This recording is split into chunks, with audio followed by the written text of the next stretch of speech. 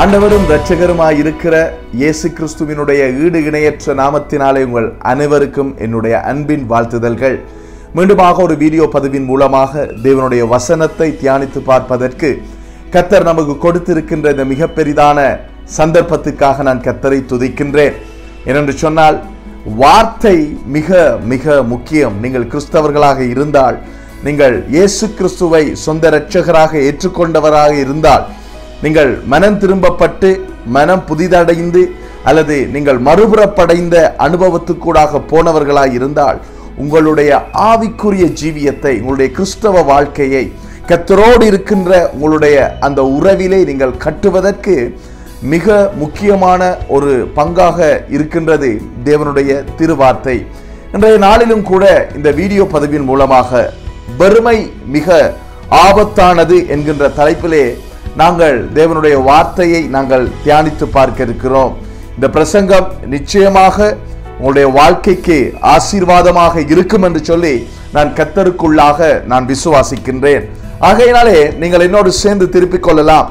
சங்கீதம் 141 8வது வசனம். சங்கீதம் 141வது அதிகாரம் 8வது வசனம். இந்த வசனத்திலே நாங்கள் பார்க்கும் பொழுது இங்கே கர்த்தரை நோக்கி சங்கீதக்காரன் தாசனாகிய தாவீது ஒரு ஜெபத்தை பண்ணுகிறதை பார்க்கிறோம். அந்த ஜெபத்தை, அந்த வசனத்தை நாங்கள் வாசிப்போம்.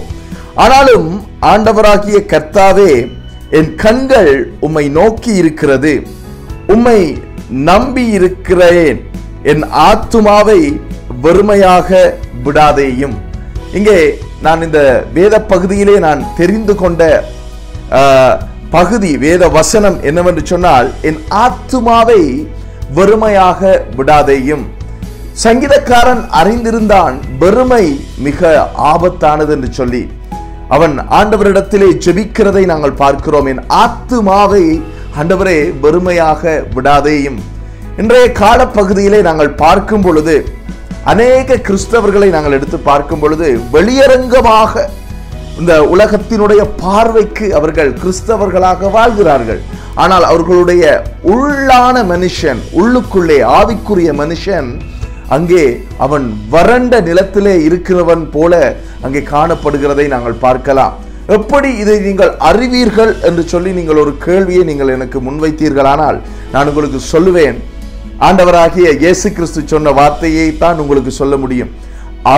அவர் கனிகளினாலே நீங்கள் அவர்களை அறிவீர்கள். அவர் ஒரு மனுஷன் தேவனுடைய வசனத்தினாலே நிரப்பப்பட்டவனாக, அவன் வார்த்தையினாலே அப்படியே உள்ளுக்குள்ளே அவன் நிரப்பப்பட்டவனாக இருந்தான். ஆனால் அவனுடைய வாயிலே இருந்து வருகின்ற ஒவ்வொரு காரியமும் தேவனுடைய வசனமாக இருக்கும், தேவனுடைய காரியமாக இருக்கும், தேவனை குறித்ததான விஷயமாக அங்கே வெளிவருவதை நாங்கள் பார்க்கலாம். ஆனால் உள்ளான மனுஷன் தேவனுடைய வார்த்தையிலே நிரப்பப்படாத ஒரு சூழ்நிலை அங்கே இருக்குமானால், ஒரு மனுஷனுடைய வாழ்க்கையிலே, ஒரு கிறிஸ்தவ பிள்ளையினுடைய வாழ்க்கையிலே, அங்கே அவனுடைய வாயினாலே வருகின்ற கனிகள், அவனுடைய வாழ்க்கையில் இருக்கின்ற கனிகள் அவைகளை காட்டிக் கொடுக்கும் இவனுடைய நிலைமை என்னவென்று சொல்லி. அதனாலே தான் இந்த வார்த்தைகளை நாங்கள் பார்க்கிறபடி சங்கீதக்காரன் ஆண்டவரிடத்திலே ஜெபிக்கிறான், ஆண்டவரே என்னுடைய ஆத்துமாவை வெறுமையாக விடாதேயும். ஏனென்று சொன்னால், ஆத்துமா வெறுமையாக்கப்பட்டால், எங்களுடைய ஆவி உள்ளான மனுஷன் வெறுமையாக்கப்பட்டால், அது அந்த கிறிஸ்தவனுக்கு, அந்த தேவ பிள்ளைக்கு அது மிக ஆபத்தானது. அது ஒரு ஆபத்தான சூழ்நிலைக்குள்ளே அவனை கொண்டு போய் விடும். ஆகையினாலே நாங்கள் வெறுமையான நிலையிலே இருப்பது, நாங்கள் ஒருவேளை சபைக்கு போகிறவர்களாய் இருக்கலாம், எங்களுடைய கரங்களிலே கைகளிலே பரிசுத்த வேதாகமம் இருக்கிறவர்களாய் இருக்கலாம், நாங்கள் ஆராதனை பாடல்களை பாடுகிறவர்களாய் இருக்கலாம், அல்லது சபையிலே நடக்கின்ற யூத் மீட்டிங்ஸ், அல்லது பெண்கள் ஜபக்கூட்டம், அல்லது ஆண்கள் ஜபக்கூட்டம், அல்லது உபவாச கூட்டத்திலே நாங்கள் பங்கு பெறுகிறவர்களாக கூட இருக்கலாம், அல்லது திருச்சபையிலே ஏதோ ஒரு ஊழியத்தை செய்கிறவர்களாக நாங்கள் இருக்கலாம். ஆனால் எங்களுடைய உள்ளான நிலைமை, நான் உள்ளான நிலைமை என்று சொல்லுகிறது என்னவென்று சொன்னால், எங்களுக்கும் கர்த்தருக்கும் இடையிலே இருக்கின்ற உறவு எந்த நிலையிலே இருக்கின்றது? நாங்கள் சற்று இதை சிந்திக்க வேண்டியவர்களாய் இருக்கின்றோம். சற்று நாங்கள் இந்த இடத்திலே கொஞ்சம் எங்களை நிறுத்தி அதாவது ஆங்கிலத்தில் சொல்லுவார்கள் பாஸ் என்று சொல்லுவார்கள், அந்த இடத்திலே நிறுத்தி நாங்கள் எங்களை ஆராய்ந்து பார்க்க வேண்டியவர்களாய் இருக்கின்றோம். ஏனென்று சொன்னால், சாமுவேல் தாவீதை அபிஷேகம் பண்ணும் போகும் பொழுது தாவீது இஸ்ரவேலின் மேல் ராஜாவாக இருப்பதற்கு தகுதி இல்லாதவனாக அங்கே காண்கிறதை நாங்கள் பார்க்கிறோம். தன்னுடைய தகப்பன் கூட, தாவீதினுடைய தகப்பன் கூட, எனக்கு இன்னொரு குமாரன் இருக்கிறான், இவனா என்று பாருங்கள் என்று சொல்லி தாவீதை முன்னுக்கு கொண்டு வந்து நிறுத்த முடியாத ஒரு நிலைமை அங்கே காணப்படுகிறதை நாங்கள் வசனங்களூடாக பார்க்கலாம். ஆனால் ஆண்டவர் அங்கே சாமுவேல் தீர்க்கதரிசிக்கு சொல்லுகிற ஒரு காரியம், மனுஷனோ முகத்தை பார்க்கிறான், நானோ உள்ளான இருதயத்தை பார்க்கிறேன். ஆகையினாலே நம்முடைய கர்த்தர் உள்ளான நிலைமையை அறிகிறவராயிருக்கிறார். நாங்கள் உலகத்திற்கு கிறிஸ்தவர்களைப் போல நாங்கள் போலியாக நடித்து கொண்டு மாயமாலமாக நாங்கள் வாழ முடியும். கிறிஸ்தவ உலகத்திலே நாங்கள் ஏதோ ஆவிக்குரிய வாழ்க்கையிலே நாங்கள் வளர்ந்தவர்களைப் போல, அல்லது நாங்கள் தேவ வசனத்தை வாசித்து நாங்கள் ஆவியிலே நிரம்பி இருக்கிறவர்களைப் போல நாங்கள் உலகத்திலே இருக்கிறவர்களுக்கு முன்பாக நாங்கள் நடிக்க முடியும். ஆனால் நம் இருதயங்களை ஆராய்ந்து அறிகின்ற சர்வ வல்லமையுள்ள தேவனுக்கு முன்பதாக நாங்கள் நடிக்க முடியுமா? சற்று ஆராய்ந்து பாருங்கள். ஏன் இவ்விதமாக பரிசுத்த ஆவியானவர் இன்றைக்கு இந்த வீடியோ பதிவின் மூலமாக உங்களோடு பேசிக் கொண்டிருக்கிறார் என்று சொன்னால், உங்களை அவர் நேசிக்கிறபடியினாலே. ஆகையினால் நீங்கள் விழுந்து போயிருக்கிற இடத்திலே இருந்து உங்களை மீண்டுமாக தன் பக்கம் சேர்த்து கொள்ள கர்த்தர் விரும்புகிறபடியினாலே, உங்களுடைய பெருமையிலே இருந்து நீங்கள் மீண்டுமாக மனம் திரும்பும்படிக்கு, உங்களுடைய மாயமாலத்திலே இருந்து, உங்களுடைய போலியான கிறிஸ்தவ வாழ்க்கையிலே இருந்து, ஏதோ ஒரு கடமைக்கான ஜபம், ஏதோ கடமைக்காக 2 வேத வார்த்தைகளை, வேத அதிகாரங்களை பரிசுத்த வேதாகமத்திலே வாசிக்கிறவர்களாக நீங்கள் இருக்காமல், கர்த்தரோடு இருக்கின்ற அந்த உத்தம உறவிலே உங்களை மீண்டுமாக கட்டும்படிக்கு தேவனுடைய ஆவியானவர் விரும்புகிறபடியினாலே இந்த வீடியோ பதிவின் மூலமாக இன்றைக்கு உங்களோடு பேசிக்கொண்டிருக்கின்றார். நாங்கள் பார்க்கலாம், ஆண்டவராகிய இயேசு கிறிஸ்து ஊழியம் செய்த காலப்பகுதியிலே பரிசேயர் சதுசேயர்கள் கூட தேவனுடைய வசனத்தை பின்பற்றினார்கள். ஆனால் அவர்களுக்கும் தேவனுக்குமான உறவு அங்கே அறுக்கப்பட்டிருந்ததை நாங்கள் பார்க்கலாம். அநேக இடங்களிலே தேவன் ஆண்டவராகிய இயேசு கிறிஸ்து அவர்களை எச்சரிக்கிறதை நாங்கள் பார்க்கலாம். ஏனென்று சொன்னால், அவர்கள் வார்த்தையை கடைபிடித்தார்கள், அவர்கள் வார்த்தையை பின்பற்றினார்கள், அவர்கள் உபவாசித்தார்கள், அவர்கள் ஜெபித்தார்கள். ஆனால் அவர்களுடைய நோக்கம் என்ன, அவர்களுடைய உள்ளான இருதயத்தின் சிந்தனை என்ன என்று ஆண்டவராகிய இயேசு கிறிஸ்து அறிந்திருந்தார். ஆகையினாலே இங்கே சங்கீதக்காரன் சொல்லுகிறது போல, ஆண்டவரே என் ஆத்துமாவை வெறுமையாய் விடாதேயும் என்று நீங்கள் எத்தனை பேர் சொல்ல முடியும்? உங்களுடைய விழுந்து போன நிலைமையை மீண்டும் கர்த்தர் மாற்ற விரும்புகிறார். ஆகையினாலே என்னோட சேர்ந்து நீங்கள் திருப்பிக் கொள்ளலாம்.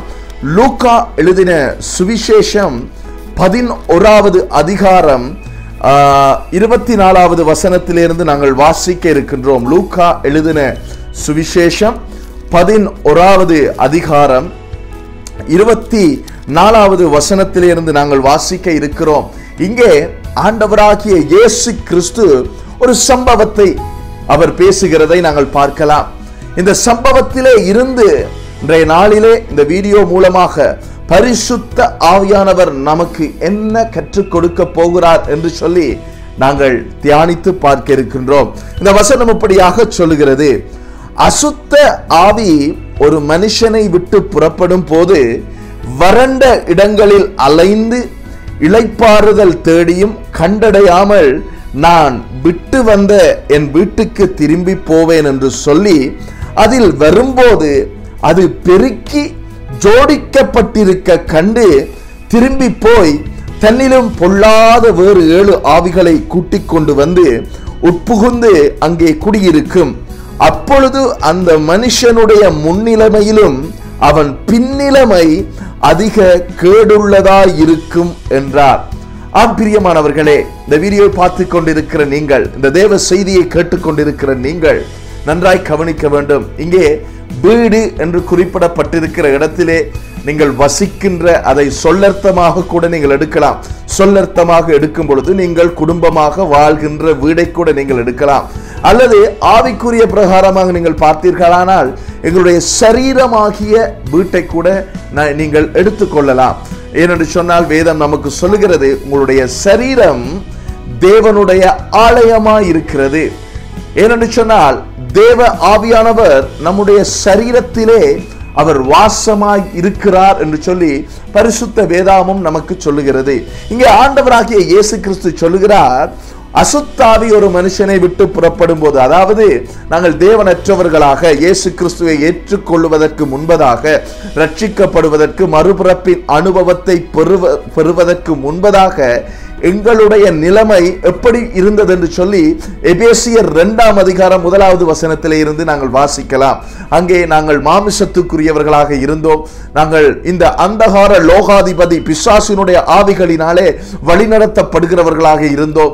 ஏதோ ஒரு மத நம்பிக்கையில இருந்தோம். ஏதோ கடவுள்கள் என்று சொல்லி பல கடவுள்களை வழிபட்டு கொண்டு இருந்தோம். ஆனால் நாங்கள் ரட்சிக்கப்பட்டதற்கு பின்பதாக எங்களுடைய வாழ்க்கையிலே இருள் எங்களுக்குள்ளே இருந்து விலகி, எங்களுடைய சரீரத்திலிருந்து விலகுகிறது, எங்களுடைய குடும்பத்திலிருந்து விலகுகிறது. நாங்கள் வசிக்கின்ற எங்களுடைய நிலத்திலே, எங்களுடைய வீடுகளிலே இருந்து இருள் அகற்றப்பட்டு தேவனுடைய அந்த ஜீவ ஒளி அங்கே எங்களுடைய வாழ்க்கைக்குள்ளே வருகிறதை நாங்கள் பார்க்கலாம். ஆனால் நாங்கள் விடுதலை அடைந்ததற்கு பின்பதாக, நாங்கள் ரட்சிக்கப்பட்டதற்கு பின்பதாக ஒருவேளை எங்களுடைய ஆவிக்குரிய வாழ்க்கையிலே, ஆவிக்குரிய வாழ்க்கை என்று சொல்லும் பொழுது ஆண்டவரோடு இருக்கின்ற அந்த உறவிலே, அதாவது நாங்கள் எங்களுடைய ஜெப குறைவுகள், எங்களுடைய வேத வாசிப்பு குறைவுகள், வேதத்தை நன்கு தியானித்து கற்றுக்கொள்ளுகிற நேரத்திலே ஏற்படுகின்ற குறைபாடுகளினாலே கர்த்தரோடு இருக்கின்ற அந்த உறவிலே ஒரு விரிசல் ஏற்படும் பொழுது எங்களுடைய வீடு, எங்களுடைய சொந்த வீடாக நாங்கள் வசிக்கின்ற வீடாக இருக்கலாம், அல்லது எங்களுடைய சரீரமாக இருக்கலாம், அது அங்கே பெருமையாக்கப்படுகிறதை நாங்கள் பார்க்கலாம். இங்கே நாங்கள் பார்க்கும் பொழுது 25வது வசனம் சொல்கிறது, வரும்போது அது பெருக்கி ஜோடிக்கப்பட்டிருக்க காண்கிறது. அந்த அசுத்தாவி அதை பார்க்கும் பொழுது அது பெருக்கி ஜோடிக்கப்பட்டிருக்கிறதை அது பார்க்கிறது. அந்த அசுத்தாவி ஏன் அது பெருக்கி ஜோடிக்கப்பட்டிருக்கிறது என்று சொன்னால், நான் அப்பொழுது சொன்னது போல நாங்கள் வெளியிலே எங்களுடைய ஜெப குறைவுகளை நாங்கள் காட்டுவதில்லை.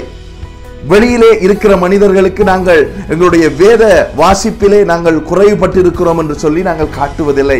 நாங்கள் வெளியிலே எப்படி காட்டிக்கொண்டிருக்கிறோம் மற்ற ஜனங்களுக்கு முன்பாக, நாங்கள் ஆவியிலே நிரம்பி இருக்கிறோம், நாங்கள் அந்நிய பாஷையை பேசுகிறோம், நாங்கள் உபவாசிக்கிறோம், நாங்கள் வேதத்தை வாசிக்கிறோம், எங்களுடைய வாழ்க்கையிலே நாங்கள் ஆவியிலே நிரம்பி பல காரியங்களை செய்கிறது போல நாங்கள் காண்பிக்கலாம். ஆனால் கர்த்தர் இருதயங்களை சோதித்தறிகிறவர் அறிவார், எங்களுடைய உள்ளான மனுஷனுடைய சரியான நிலைமை என்னவென்று சொல்லி.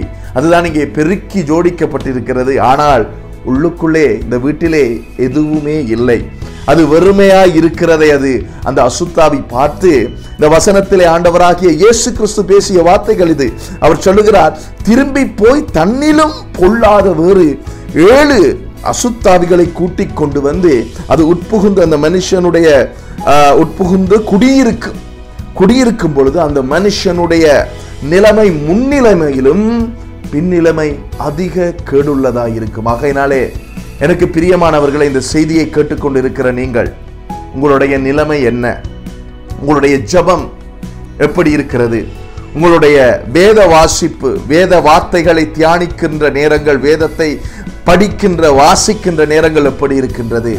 உங்களுடைய ஆத்துமாவை சங்கீதக்காரன் சொல்லுகிறது போல நீங்கள் வெறுமையாய் விடும் பொழுது அது உங்களுடைய வாழ்க்கைக்கு மிகவும் ஆபத்தான ஒரு சூழ்நிலையை ஏற்படுத்தும்.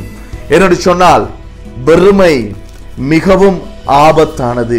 ஆகையினாலே அன்பானவர்களே, இந்த செய்தியை கேட்டுக்கொண்டிருக்கிற நீங்கள் உங்களுடைய வாழ்க்கையை நீங்கள் ஆராய்ந்து பார்க்க வேண்டிய நேரம். காரணம், கர்த்தருடைய வருகை மிகவும் சமீபமாய் இருக்கிறது. நீங்கள் செய்திகளிலே பார்க்கலாம் உலகத்திலே என்ன நடந்து கொண்டிருக்கின்றது என்று சொல்லி. ஆகையினாலே நீங்கள் உலகத்திலே இருக்கின்ற மனிதருக்கு முன்பாக நீங்கள் நடிப்பது, நீங்கள் என்ன செய்தாலும் பரவாயில்லை, ஆனால் நீங்கள் ஒரு நாள் கர்த்தருக்கு முன்பாக நிற்கும் பொழுது, முதலாவதாக நீங்கள் கர்த்தருக்கு முன்பாக நிற்பதற்கு தகுதி உள்ளவராக இருக்கின்றீர்களா?